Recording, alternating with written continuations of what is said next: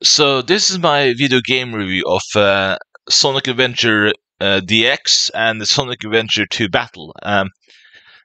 This is like a different way to play it, but you can like play it on I think like on the Xbox Series X it still has it, so it's kind of cool that they still have backwards compatibility with a game that was released during the Xbox 360 era. And it is also on Steam, which is sort of like what I kind of recommend really.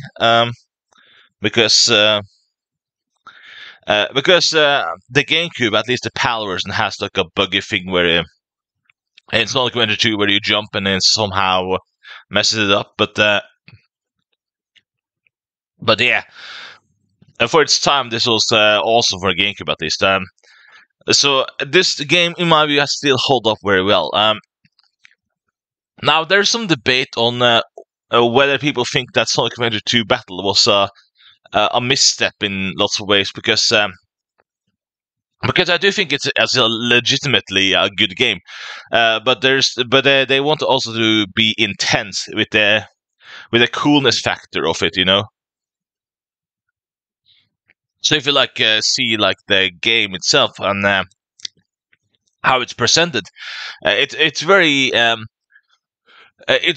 like radical and very it's a very engaging in a sense, but they're like for example did kind of mess up the whole spin dash thing, which I think was better in Sonic Adventure 1 game, and Sonic had more like a floatiness to its 3D gameplay basically in the first one. But they also streamlined to feel sort of like the old Sonic games on from Sonic 1 to 3. I actually think that in terms of 2D platform, I would say like Sonic the Hedgehog 3 is the best one, honestly, of the Mega Drive and Genesis era of Sonic games. But um, but I really just kind of see them as different games. I think that Sonic Adventure 1 is like more magical, more atmospheric, and I do think it's rare that I find the level that I hate in Sonic Adventure 1 with Sonic at least. With maybe Casinopolis, I don't like that level, but yeah, honestly, I would just sort of give both of them like it's kind of hard because I do think they are good in their own way. Like I just but but I do get why people some think that Sonic Adventure 2 did a lot of missteps. Like for example, not having too much variety, like Tails being in a mech. I mean, I think it's cool though because it looks hardcore. But yeah, there's like sort of like you just play different characters, but they have the same play style. Where Sonic Adventure 1 had more variety to it, even though you go through the same levels, but it still felt like you're playing a different character. Even Big the Cat has many hate, but which should have been more optional fishing level either way. But so yeah, I'm a little unsure really because I do think they're both good. Um, um, but I guess when I really look at it, I guess I'm gonna say that Sonic Adventure 1 is somewhat better on what the 3D adventure did more right than 2.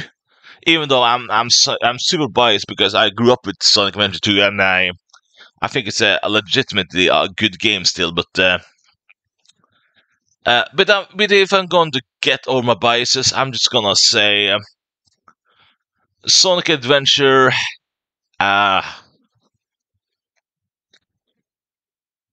This is a hard one. Okay, I'm gonna say one more thing though.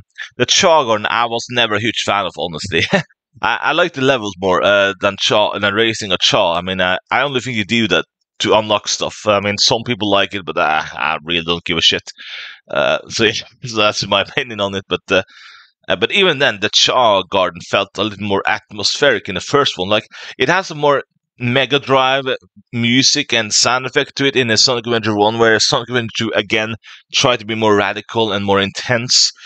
So it's And I do think it works for its storytelling and such. I do get why they wanted to, really engage you. So it's just so hard because they feel like two different games or two or way to introduce a new audience to Sonic series. And yeah, I just think they're both good games. I really just don't know how to justify one being better because it feels so different. Uh, I guess if I guess what people didn't like was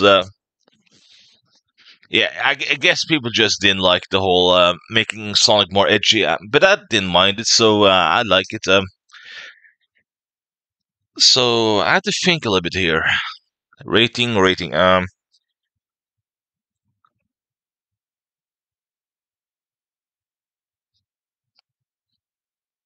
I guess I would sort of give. I'm just gonna give the both the 8 out of 10. Honestly, I can't choose. I like the both, so I do think that it worked for its time. Like Sonic Adventure 2, it worked for its time, but the gameplay mechanics is better for Sonic in the first one, and yeah, and the first one also had problems, but I do think that they're both 8 out of 10 games. I can't really choose here. They're just a little bit too good, but I get why some people just think the first one, Sonic Adventure 1, is more accurate to the Mega Drive in a sense. Like it works more, and I guess people didn't like the radical change Sonic went through in Adventure 2, but for its time, it made sense, to try to make it.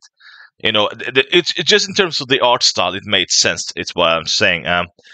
Um, but yeah, I think maybe people blame it for the radical changes, like funny, goofy games or more edgy games like Shadow Hedgehog having a gun. But it's a guilty pleasure for me either way. So yeah. But yeah, I guess the only problem is when Sonic games aren't fun, and if they are fun, then I don't mind them. So as long as they are fun to play, then I think they're cool. So that's just my rating. I think they're both 8 out of 10 games. I like them both equally and separately because I feel different and they are also fun. So yeah. That's just my rating on it. Thank you for listening and bye.